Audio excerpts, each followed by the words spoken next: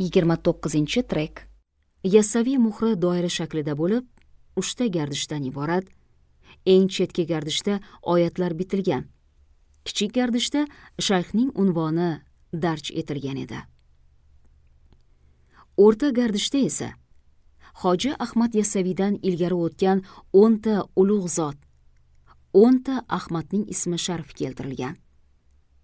Ular Ahmadi Mursal sallallohu alayhi vasallam, Muhammad payg'ambar, Shayx Ahmad Hambal, Shayx Ahmad Xayrun Nassoch, Shayx Ahmad Hazraviya, Shayx Ahmad Raviya, Shayx Ahmad Muxtor, Shayx Ahmad Xomiy, Shayx Ahmad Kabir, Shayx Ahmad Sog'iriya. Inshoda dastlabki 4 ta Shayx Ahmad to'g'ri yozilgan. 5-chi Ahmad Hazraviyani naqqosh nodonlik qilibmi, shoshibmi Hazriya deb yozgan edi. Sulton Mahmudxon ham naqqoshning xatosini aynan takrorladi. Qandoq bitilgan bo'lsa, shundoq o'qidi. "To'xtang", deb hazrat qo'l ko'tardi va jamoatga o'girildi. "Bu yerda Samarqand ulamolari jam bo'lmishlar. Qani, taqsirlar aytsinlar. Bu olamda Hazriya degan muborak zot o'tganidan xabarlari bormi?" G'ala-g'ovur boshlandi. Samarqand shayx ur-raisi Hoji Abdurazzoq tovush berdi. "Islomiya olamida biz Hazriya degan kimsani bilmasmiz. Shayx Ahmadi Hazraviyani biladurmiz. Bu zot sharif Qusam ibn Abbos raziyallohu anhu janoblarining ustodi bo'ladilar." Mahmudxon mulzam bo'ldi.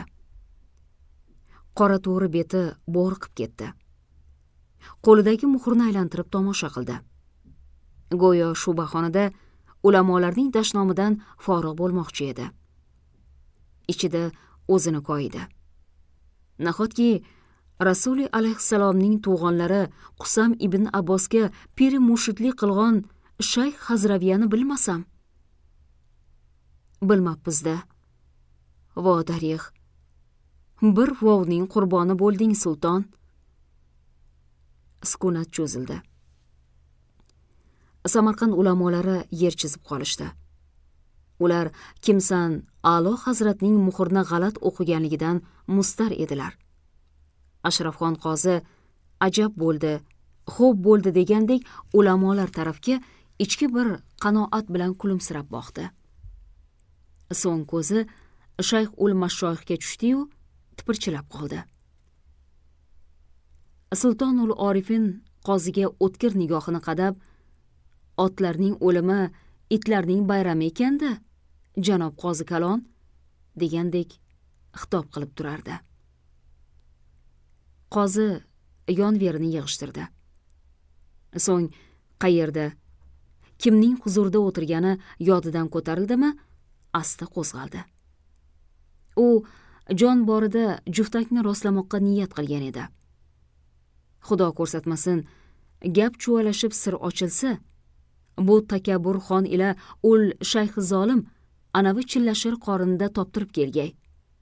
Unda saqqolga alvido aytib, eshakka teskari minib bozor aylanmakka hozir bo'lmoq darkor. Qozi poygakda o'tirib edi, ohista turib ketmoqchi bo'ldi. Ammo uning shum niyatini zimdan payqab o'tirgan shayx amr qildi. "Qozi, joyingizga o'tiring." Barcha yalt etib eshik tarafga qaradi. Xaloyiqqa orqa o'girib, surrang jun qopdek bo'lib turgan qozi kalon gup etib ag'darildi. Darrov kirpidek g'ujanak bo'lib oldi. Shayx Sulaymonga qaradi. "Hakim xo'ja, xon janoblariga bizning muhrni bering." Sulaymon qo'ynidan archa qutiga yashiringan xos muhrni chiqardi. Qo'shqo'llab Mahmudxonning oldiga keltirib qo'ydi. Xon hamon hijolat va malomat yukidan xalos bo'lolmay tish qayrab o'tirgan ersa-da, besabrlik ila shayx muhriga ko'z yugurtirdi. Shayx Ahmad Hazraviya unvonini 3 karra hijjallab o'qidi. Peshonasini ishqaladi. O'q tortdi va andak jim qoldi.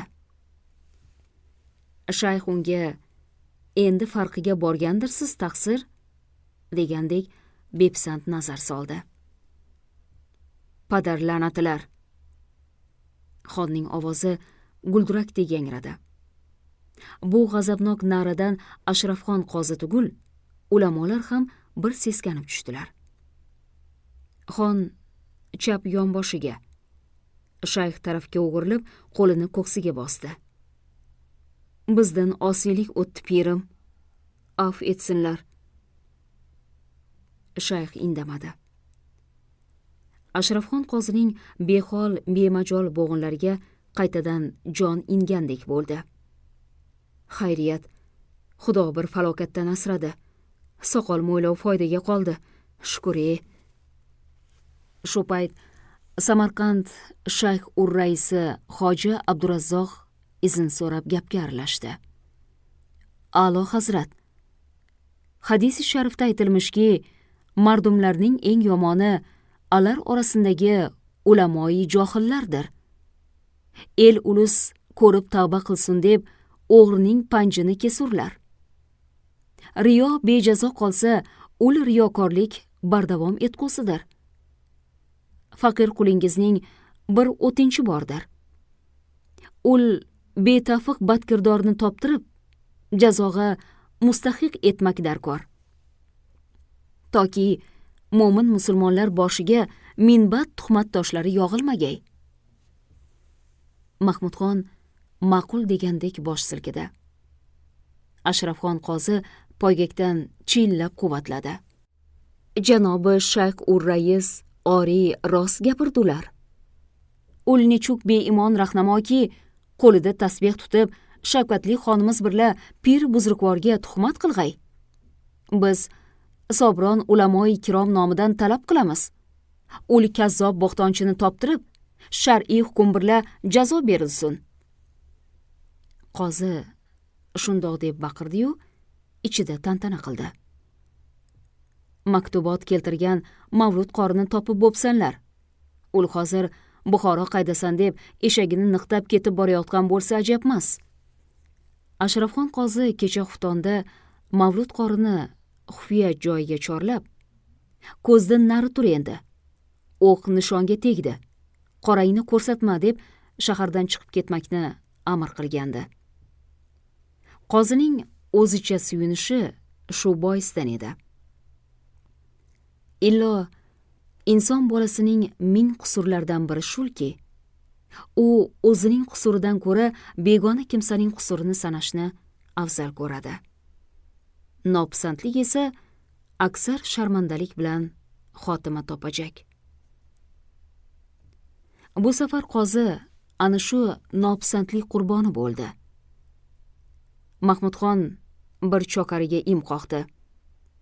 Anavi tujjorni chorlang. Chokar shipillab chiqib ketdi. Sal fursatdan so'ng rang quti o'chgan Mavlud qori kirdi. U eshikdan xatladi-yu, muk tushib xonga ta'zim qildi. Majlis ahli ko'sanamo, odmi kiyingan oriq yigitni tomosha qilib, o'zaro ko'z urishtirayotganda, Ashrafxon qozi fursatdan foydalandi. U dumalab-sumalab navkarlar oyog'idan o'tdi-yu, hovliga otildi. Ammo jonini qutqara olmadi. Bobo Mochin bir lahza ham qozidan ko'z uzmay o'tirgan edi, irg'ib turdi. Sarhovuz bo'yida qozini tirsagidan tutdi. Masxaraomuz kuldi. Taqsir, yo'l bo'lsin. Pirimning dargohidan beruxsat chiqqaningiz adabsizlik bo'ldi-yu. Labbay. Senmisan bo'tam, shu bilasiz, mulla Boboqul qo'g'im bo'shroq, tahorat ushatay deb. Hojatxona bu yoqda taqsir. Siz darvozaxonaga qarab ketmakdasiz? Yo, biror devor-mevor tagida, Daf bo'le, og'zingga kuydirga. Bor, pirimni oldiga kir, man hozir. Bobomochin uning izidan qolmadi.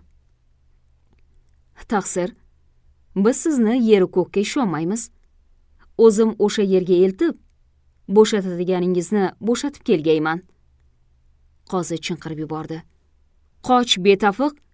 Hoy musulmonlar, mana bu alvastirning zulmidan xalos qilinglar. Hozir iymonimni kuydirgay bu. O'zi yo'q nimarsaning nesi kuygay taqsir? Qani, bu yoqqa yuradilarmi?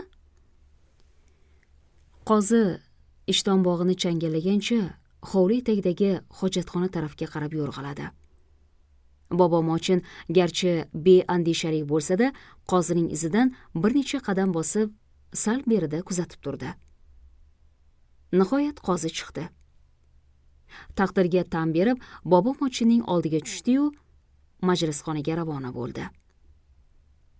Bo'sag'ada Mavlud qori tikka turib guvohlik berardi.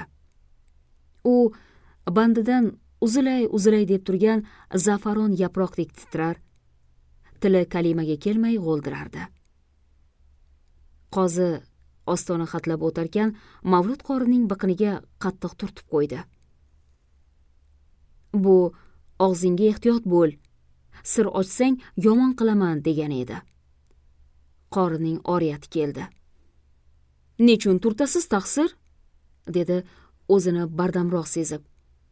Urgandan turtgan yomon ermish. Turtsangizda, urib o'ldirsangizda, gapning indallosini aytaman endi. Mana shu maktubni Samarqandga eltib, xonimizning qo'llariga topshirsang, hajga olib ketaman degan kim edi? Siz? Shayxul mashoyix o'ta takabbur, o'li xonimizni pisand etmaydir degan kim edi? Siz taqsir? Shahobiddin hoji orqali yolg'on muhr yasattirib, tuhmat xatni so'naqay qo'lda birovga yozdirib, Xorazmshoh o'g'liga bitilgan maktubni yo'lda oshtirib o'qigan kim edi? O'zlari? Xayf sizga dastoru ilm, xayf sizga Qur'oni Karim. Mavlud qori yig'lab yubordi. Siz mening oxiratimni kuydirdingiz. Tongla mahshar ikki qo'lim yoqangizda bo'lg'ay. Iymonsiz, Qozi kalon qayg'u hasrat ichida qoldi. Hozir o'rnidan dast turib, yolg'on, bu maktubni men yozdirmadim desa, ana bu takabbur shayx qo'liga mushaf tutqazishi mumkin. Qur'on ushlab qasam ichishga qo'rqadi. Unda qozining boshiga ham Shahobiddinning kuni tushmog'i muqarrar. Bil'aks, aybini mo'yinlasachi? Qozining eti uvushdi. Xayolidan lipillab muazzam Samarqand bozori, yag'ir eshak, soch soqolini qirgani ustara yalang'ochlab turgan sartarosh o'tdi. Qavmdoshlari, kosibu tujjorlar, sobronlik muridlari ko'z o'ngida sazoyi bo'lg'onidan o'lgani a'lo emasmi? O'ylab ikkinchi yo'lni tanladi. Hay, bir umr og'zi burning qiyshayib, majruh bo'lib qolgandan ko'ra, bir kun sazoyi bo'lgan afzal. To hanuz sazoyilikdan hech kimsaning ajali yetmagan. Bul begona yurt, sobron emas. 5-6 oy orasinda saqqol ham patak bo'lib o'z holini qaytadi. Tavakkuli Alloh. Ashrafxon inqillab o'rnidan turdi. 3-4 qadam bosdi-yu, xon tarafga gursillab yiqildi. Bir qoshiq qonimdan keching, A'lo hazrat, itlik qilib mani shaytonni layin yo'ldan urdi. O'shal sobron mudarrisi Muhammad Rasulning gapini uchib, gustohlik qildim. Illo maktubni men bitmadim. Biz shayximizning rutbasini xo'p bilurmiz. Bu zotning siz zoti oliylarni xayrxohliginida g'oyat qadrlagaymiz. On hazratim ijozat bersalar, qozining bo'g'zidagi og'zida qoldi. Mana bu tujjor qiyofasindagi qori bachchaga 50 tayoq urilsin, dedi xon avzoyi buzilib. Iymonini sotgan qozi kalon sazoyi qilinsin. Ashrafxon qozi emaklab xonaning o'rtarog'iga bordi. Sadag'angiz bo'lay xonim, 50 emas, 100 tayoqqa ham roziman. Xudoyim xayringizni bersin. Ro'siyoyi olam etmasinlar. Qart yoshimda sazoyi bo'lg'ondan margim a'loroq. Xonning g'azabi keldi.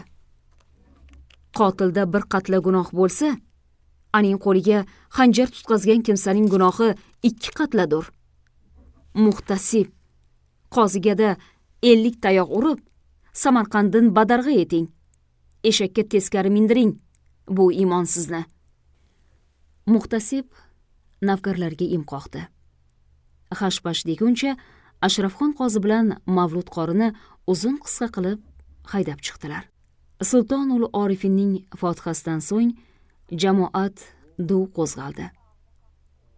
Xonada xonning xos odamlari-yu shayxning mahramlari qoldi. Mahmudxon shayxga takalluf ila boqdi. Pirimizga 2 og'iz arzimiz bor edi. Shayx Sulaymon bilan Bobomochinga yuzlanib bosh qimirlatdi. Pir ishorasini anglab, ular ohista qo'zg'aldilar. Sizlarga-da javob, dedi xon Shayx ur-Rais boshliq ulamo ahliga. Tanobiy xonida Mahmudxon bilan Sulton ul Orifin baqamti qoldilar. Sofiylar shartiga ko'ra bo'z dasturxon yozildi. Samarqandning po'loti noni bilan mevalar tortildi. Xon oldiga sharbat to'la sopol mo'ndi qo'yildi. Hazrat Sulton dog' suv ichardi. Uning oldida shokosa to'la xushbo'y suv paydo bo'ldi. Hali zamon bo'lib o'tgan mojaroni eslab Mahmudxonning ko'ngli xira bo'ldi. Ammo qalb yarasini qayta tirnashni istamadi. Darhol arzi dilini aytdi. Pirim, 2 yildirki ko'zimizning oq qarosi Shahzoda Qutbiddin janoblarining dargohida xizmatga qoyim. Biz Shahzoda ila so'ylashdik. Sizdek zot pokning ismi shariflarini tilidan tushirmas bo'libdir. Onchinun ko'p tarbiyatlar olib, fazl kamol kasb etibdilar erkan. Lafzidan, siyoqidan ma'lum bo'ldi.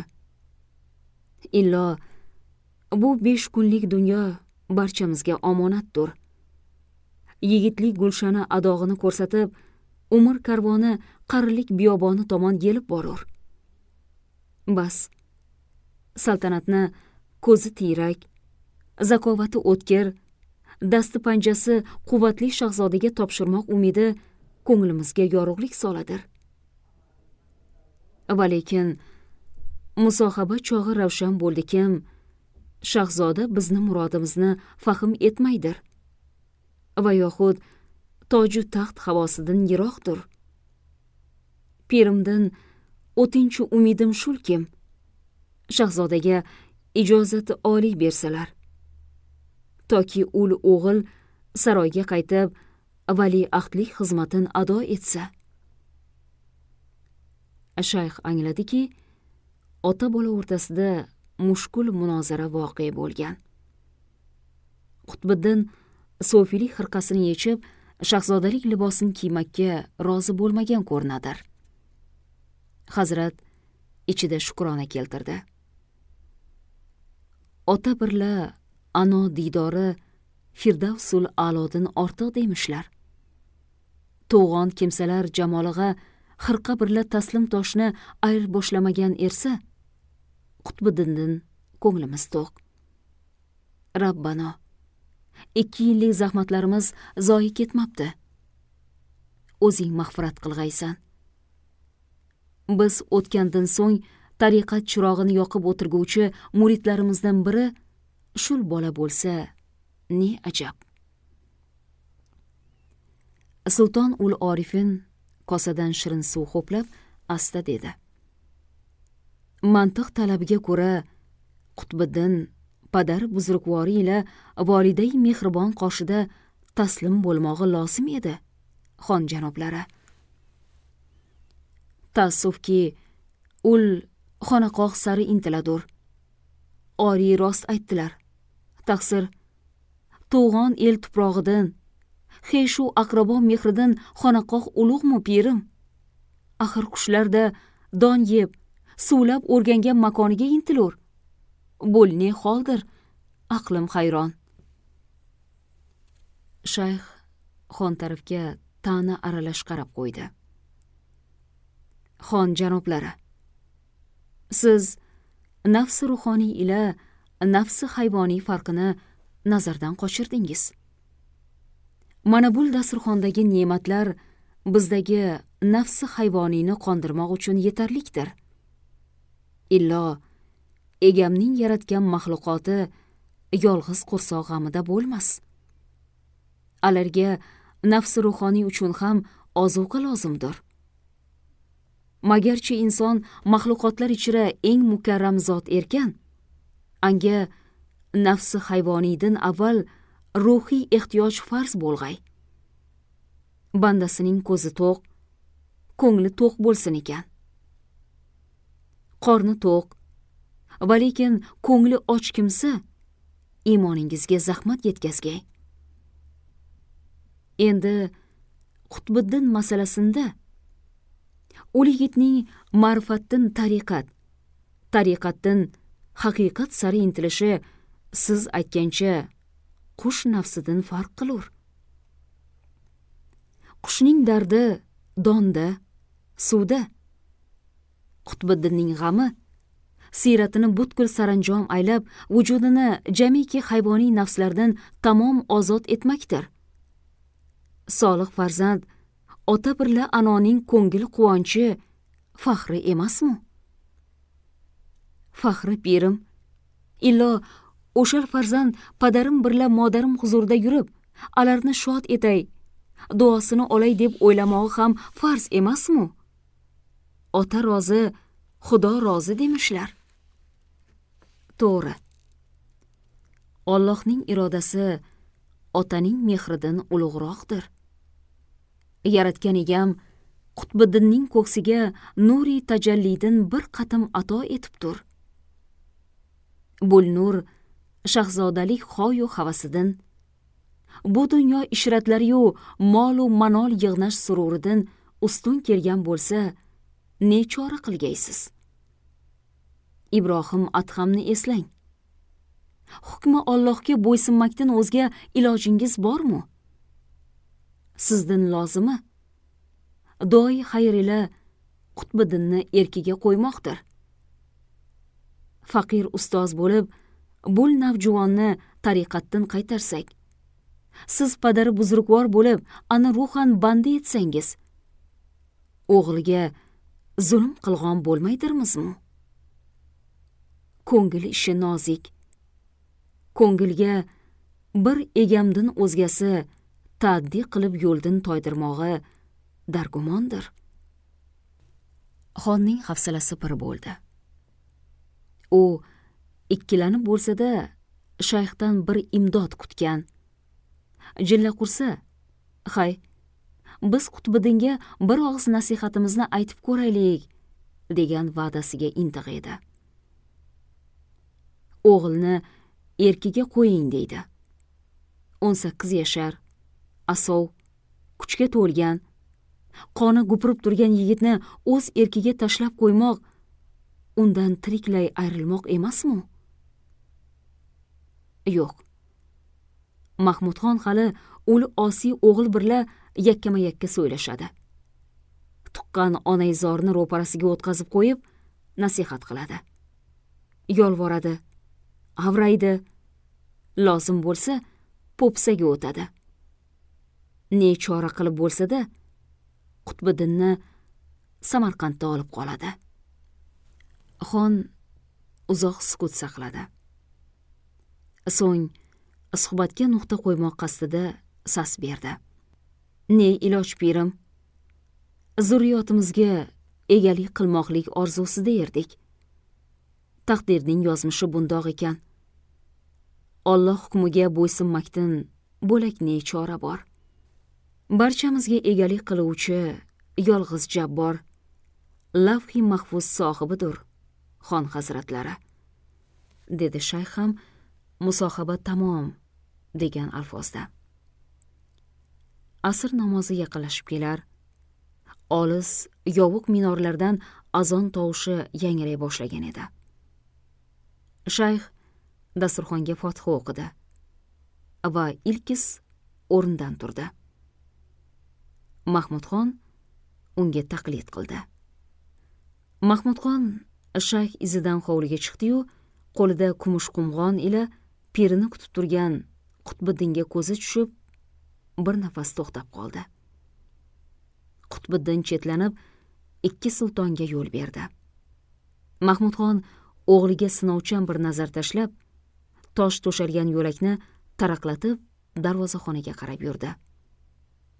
Qutbiddin ham otasining ortidan ma'yus bir holda